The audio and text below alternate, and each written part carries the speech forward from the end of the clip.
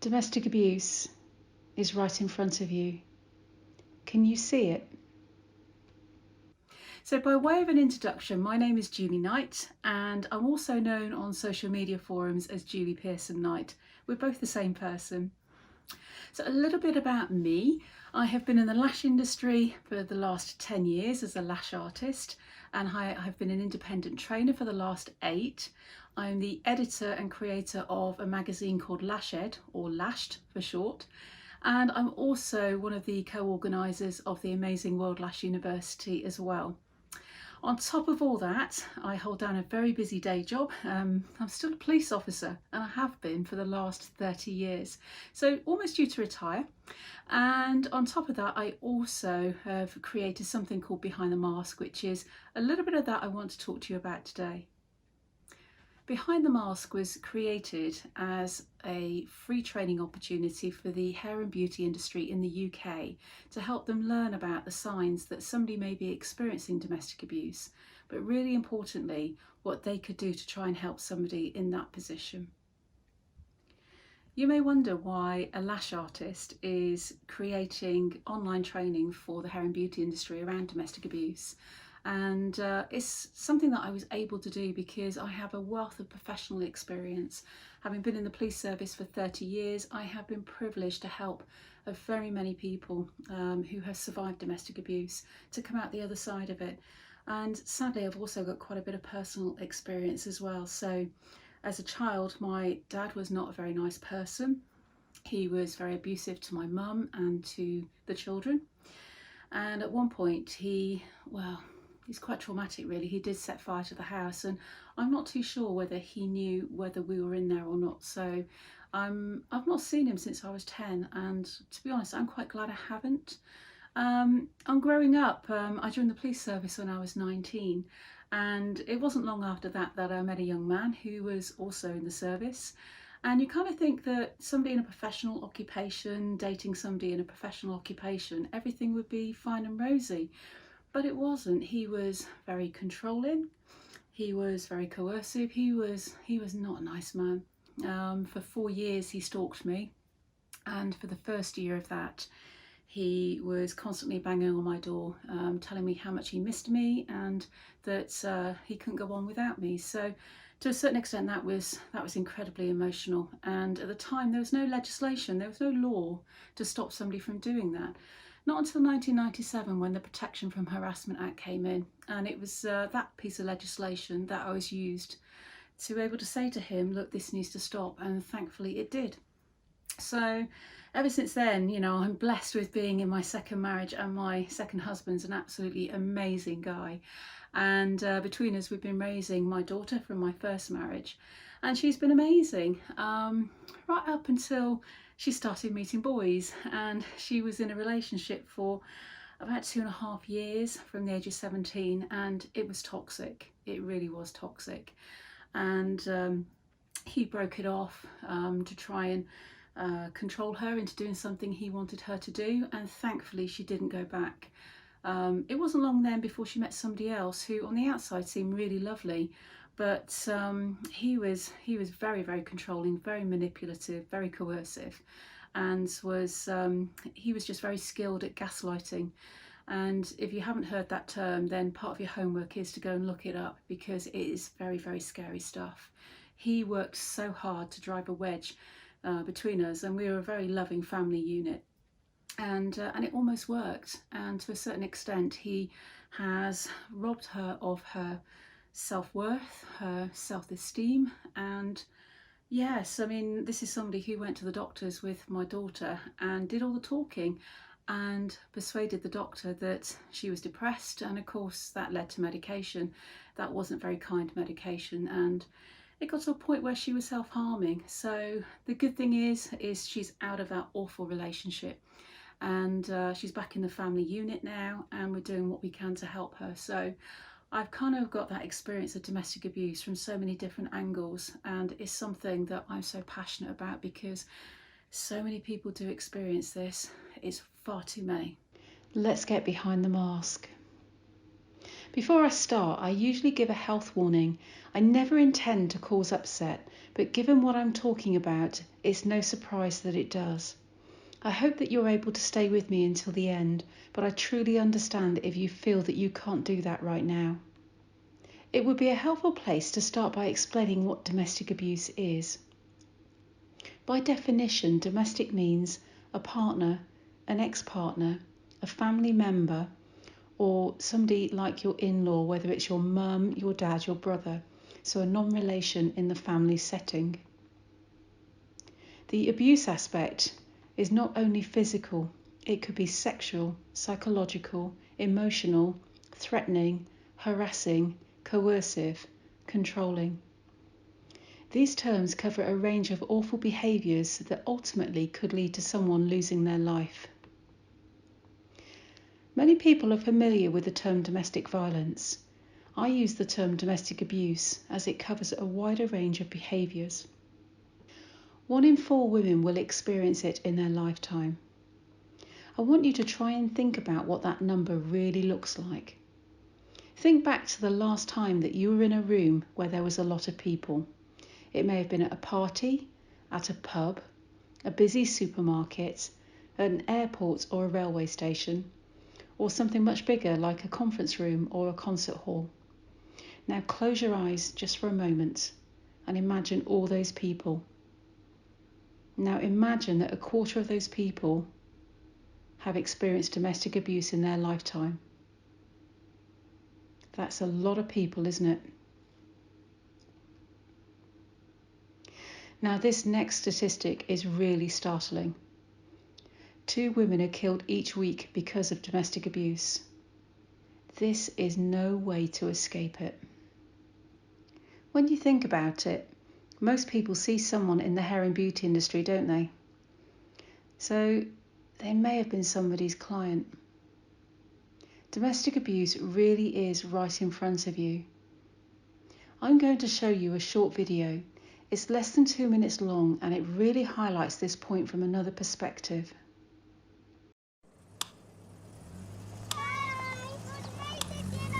See you, I'll call you back next week. See you, Mum. Bye. Thank you, Granny, that was so yummy. I watched that one. Did you see that? Yeah. It was extraordinary. You all right, Mum? I'm fine. What did Mummy tell you about that? So can you put it down now, please? Hello. Bye.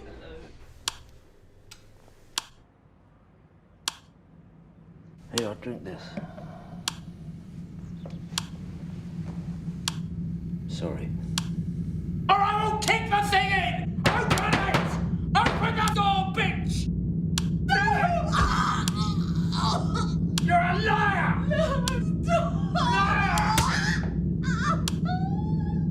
Now get upstairs. Go on, crawl upstairs. Go on, move it! Go on! Open the door, bitch! Sorry. Hello. What did Mummy tell you about that? You all right, Mum? I'm fine. Did. I watched that one. It was extraordinary. That was so yummy. Thank you. See you, I'll call you back next week.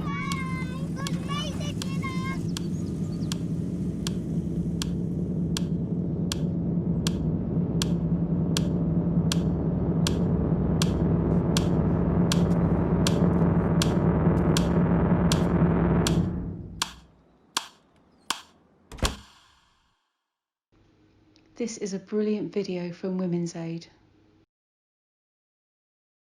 Did you see her?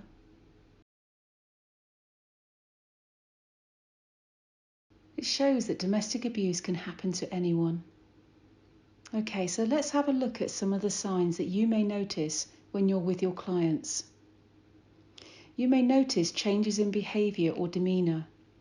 You may see them 20 times a year, so you may notice when they're not their usual self, if they're not as happy or chatty, or they may be overdressed for the weather, as this can be a way of hiding visible injuries.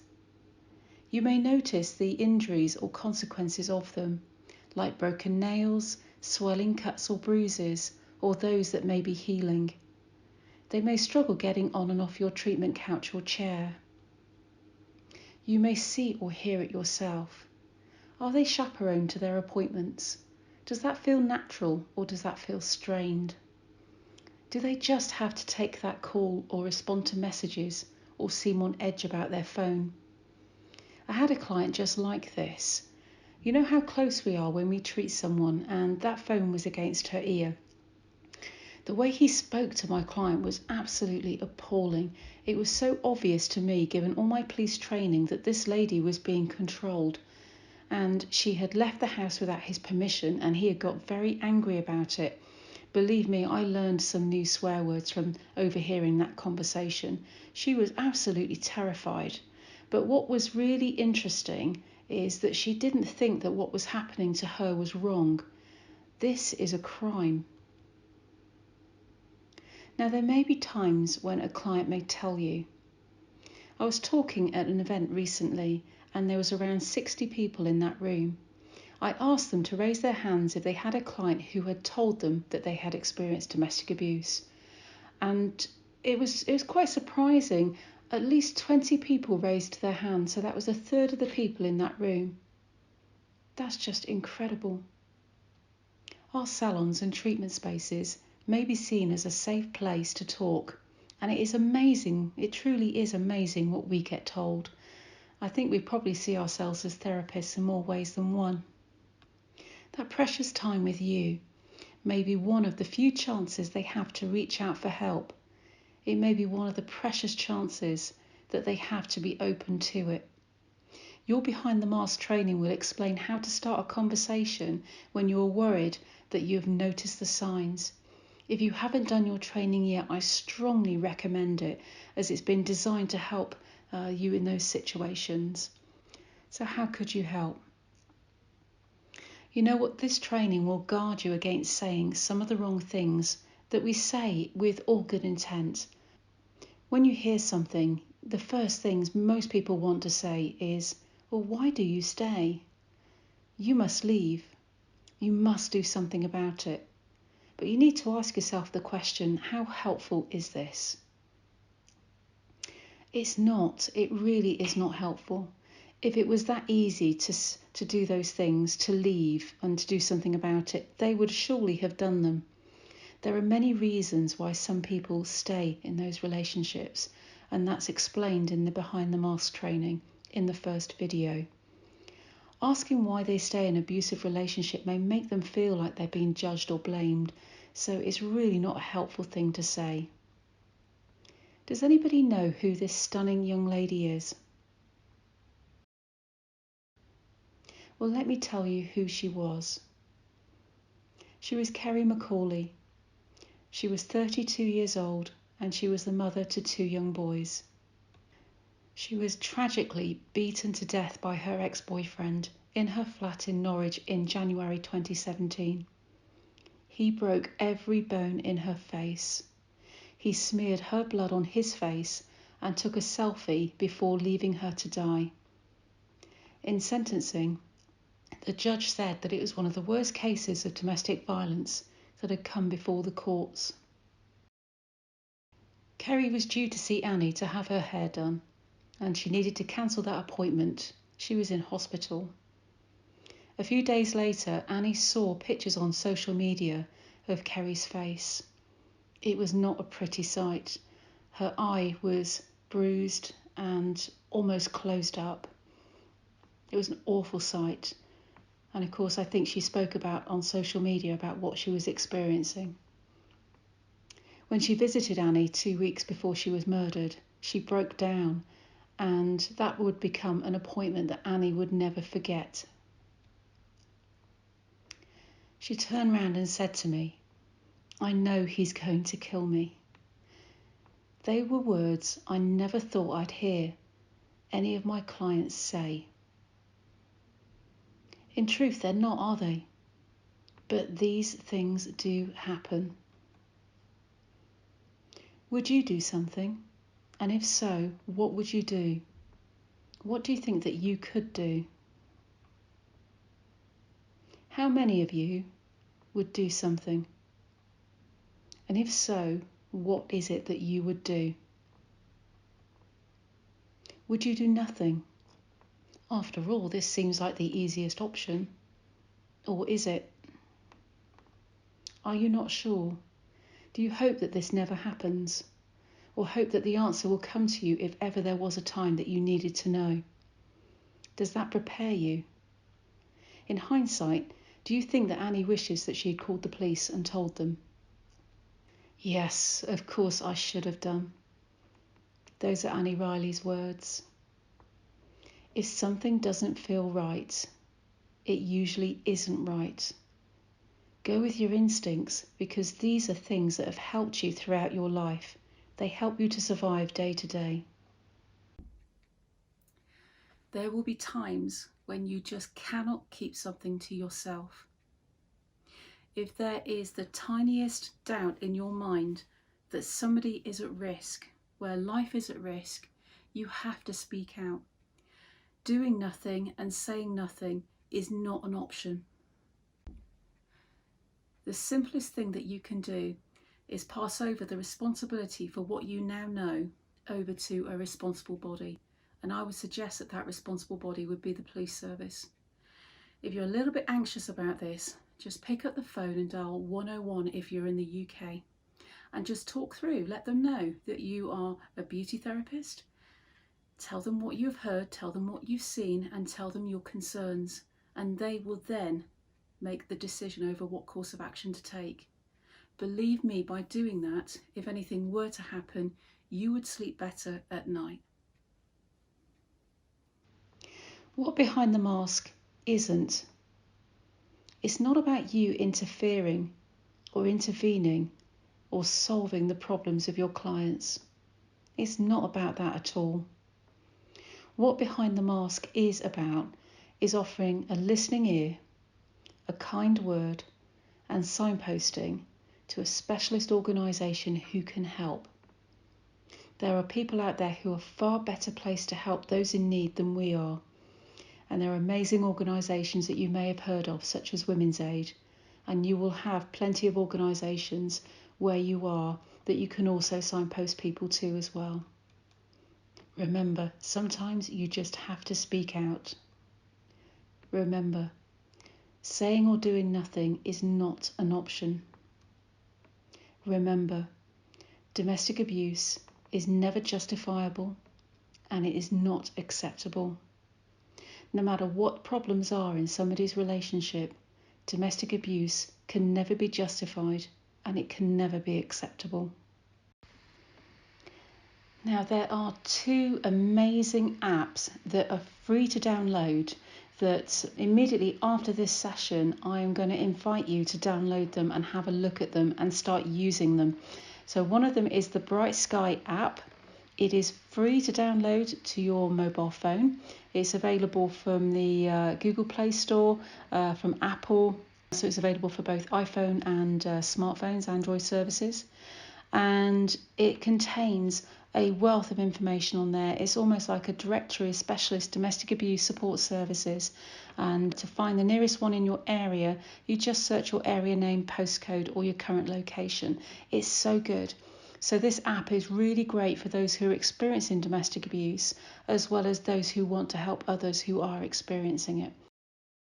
If you are experiencing it, you can get some advice for yourself.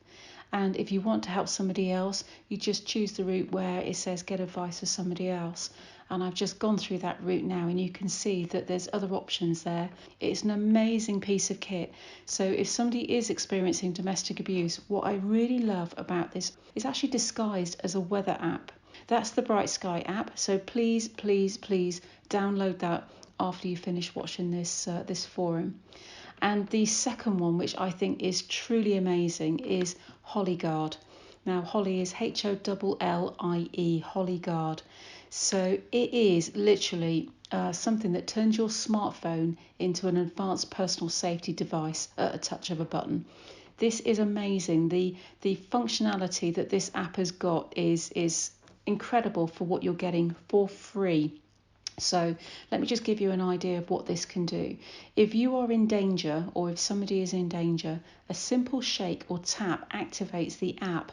So your location, along with your audio and video, is automatically sent to your emergency contacts, and you set who your emergency contacts will be when you actually download the app and set it up.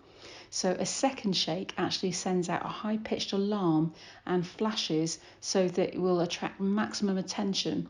And of course, with all my years in policing and with my crime prevention background in there as well, that nobody wants to get caught, so the much noise and attention that can be attracted to what's going on is highly likely to scare somebody away. So this is just a fantastic app, and it's free. And the great thing about it as well is the police service will recommend this. It was due to, when I kind of learned about it a few years ago, I contacted the Holygard Trust or the Holygazard Trust and asked them if they would actually consider getting it accredited so that the police service could recommend it. So they went through a process through Secured by Design, which meant that it went through a rigorous process to enable police services in the UK to recommend this product. That is how good it is. So it's available to absolutely anybody, anywhere. So feel free to download this and use this yourself. Your kids can even use it. What an amazing tool if your children are in danger and they can get a warning message to you and you know exactly where they are and you can hear exactly what's going on. It's an amazing piece of kit. It's so easy to use, and there are plenty of videos as well that explains how to use this. So highly recommend those two apps, Bright Sky app and the Holygard app, and it would make my day if you were to go ahead and download those after you've watched this forum, and have a play with them, get used to them so that you can recommend them to other people, because I can't commend them highly enough. Did you see these amazing acts of kindness from people in our industry on social media? Given the expected rise in domestic abuse cases during lockdown, there are a lot of posts just like this one. Given the current situation, I think that we may see more posts like this again. It reads, if you're stuck in isolation with someone abusive, message me about nail appointments and when the salon will be opening. I will know to keep checking in. Ask specifically about home nail care and I'll contact the authorities for you. I'll ask for your address for postage. I am truly blown away by the caring spirit, but I'm going to guard against it given my background in policing, and I'm going to tell you why. Are you really the best person for them to reach out to? It's well meant, but if it's out of the ordinary, an abuser may notice, especially someone who is coercive and controlling. What do you mean by checking in? Again, this may look out of place. If someone's online activity is being monitored, and this happens a lot, there's a possibility that the very person we don't want to see it sees it and becomes suspicious, as is out of the ordinary. So it may actually be putting somebody at risk. What can you meaningfully tell the authorities in order for them to act? The offer to contact the authorities for someone is a truly kind thing to do, but let me share a couple of high-risk factors that we really do need to consider here. Firstly, you will need to be seeing and acting on your messages all the time. Secondly, you need to think about what you don't know and the false hope that you may be raising with that person. When you call the police service, they ask a series of questions to understand exactly what is happening or what has happened. They want to know to who it's been happening to. Are there any injuries, and what is the severity of those injuries? Are they life-threatening? Are they life-changing? Is there a risk of somebody being injured? Is the offender still there? Exactly where are they? Who are they? So what is their name? Are there any weapons used, or does that person have access to weapons? What are they doing right now? What do they look like? The police need to know that in case they flee the scene. And there's so many more questions that they will ask. So why do they do this? They do this because they need to assess if they need to get to that person quickly, and they also need to think about what other resources are needed to protect life. So that could be that an early call is made to the ambulance service. Having said all this, a call is better than no call at all. But this is some insight into how things work. I'm sharing because I'm just so conscious and careful about the laws of unintended consequences. Instead, you can promote the use of 99955. Last year, there was a national campaign called Make Yourself Heard. It intended to raise awareness of a system to help people to alert the police when they're in imminent danger, but they're not able to speak. The Silent Solution system enables a 999 mobile caller to press 55 when prompted if they cannot speak or if they're too scared to speak. So that means that the person who is answering that 999 call knows it's not a false or a hoax call. They'll place that call directly through to the police, and if that person still cannot talk to explain what is happening, that person can listen in and they'll know that something isn't right. And that way, the police are likely to get to that scene to help that person so much more quickly. It could potentially save somebody's life, so I would encourage you to share this post instead. You can repost our 99955 Make Yourself Heard post from our Instagram. Just check us out at Behind the Mask online. Remember to keep your knowledge fresh by retaking the course again every 2 years. I will always make this course free of charge. If you haven't done the training yet, all I'm asking for is 22 minutes of your time. It's focused, it's to the point, and at the end of it you'll receive a certificate and a support book, and you'll have that to hand should you need it. It summarises your course. Just a reminder that you don't get a lot in this industry for free, and I'm giving this away for free. Here is the website. It is 3 short videos, and you'll find that on the training page on the website. There's one just after another. So the first video covers what domestic abuse is in a little more detail than I've covered here today. It talks about how widespread it is and why some people stay or some people just don't speak out. The second video talks about how you could spot the signs. And the third video talks about how you can help. And that's about signposting to those professional organisations who are better placed to help. At the end of your training, you'll receive a certificate and a logo, should you wish to use that on your website or your social media to openly show your support. And you'll receive your Behind the Mask coursebook, and all these will be updated every 2 years. So if you'd like to get more involved, then you'll be welcome to become a Behind the Mask champion and help us spread the word. There are over 1,000 people just like you who are more than happy to, say now and again, post out on their social media or pick up the phone and speak to their local salons in their area and just say, actually, have you heard about this amazing free training that will help you to help your clients? And it's training that could actually help you to help a friend or to help you help a member of your family who may be experiencing it. So it can be quite wide-reaching. You could include Behind the Mask as a module in your training courses. You could invite students to take the course and present their certificate in evidence when they produce their case studies. Some colleges include it in their lesson plan, so they actually do it during their tutored time. It's really up to you how you would like to use it, but it's a gift from me to you. You'd be very, very welcome to join the other colleges, schools and academies who've now included it in their training courses so that we can reach the next generation of hair and beauty professionals. I would love to take this opportunity to say a big thank you to the Virtual Hair and Beauty Show for inviting me to share something that I feel so passionately about. And I'm sure you do too as you've reached this stage in the webinar. And I'd like to take this opportunity as well to say thank you to the 64,000 people who have taken this course since we first launched it online just over a year ago. And a big thank you to those who have taken the time to email me to say that you found this so incredibly useful, because in about 200 or 300 of those emails of people saying how much it has helped them because they now have seen the signs and they've been able to reach out and help people who are clearly in need. And many have actually had disclosures from clients in their salons or treatment rooms, and before having done the training they have told me they would not have known what to do or what to say. So it really has given people confidence, and I hope that it will do for you too. So thank you for taking part, and a big thank you again to Virtual Hair and Beauty Show.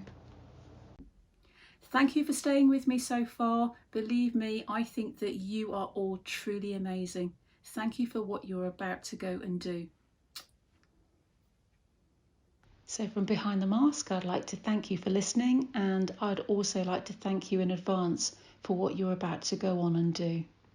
I think you are all truly amazing, and together we can change or save a life.